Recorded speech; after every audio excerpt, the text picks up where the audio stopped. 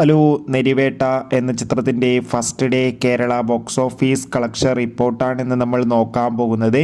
വീഡിയോയിലേക്ക് വരുമ്പോൾ video like ചെയ്യുക, ചാനൽ സബ്സ്ക്രൈബ് ചെയ്യുക. മെയ് മാസം അങ്ങോട്ട് ധാരാളം ചിത്രങ്ങൾ OTT റിലീസ് ചെയ്യും. നമ്മുടെ ചാനൽ ഭാഗം പരിശോധിച്ചാൽ ആ വീഡിയോയ്ക്ക് നിങ്ങൾക്ക് കാണാൻ വേണ്ടി സാധിക്കുന്നതായിരിക്കും. ടൊവിനോ തോമസ്, സുരാജ് എന്നൊക്കെ പ്രധാന കഥാപാത്രങ്ങളായെത്തി ഇന്ന് റിലീസിനെത്തിയ ചിത്രമായിരുന്നു നെരിവേട്ട. ഏവരുമേറെ ആകാംക്ഷയോടെയായിരുന്നു നെരിവേട്ട എന്ന ചിത്രത്തിൻ്റെ റിലീസിനായി കാത്തിരുന്നത്. ചിത്രത്തിന് അതിഗംഭീരമായ പോസിറ്റീവ് റെസ്പോൺസ് തന്നെയാണ് ഇപ്പോഴും പുറത്തുവന്നുകൊണ്ടിരിക്കുന്നത്.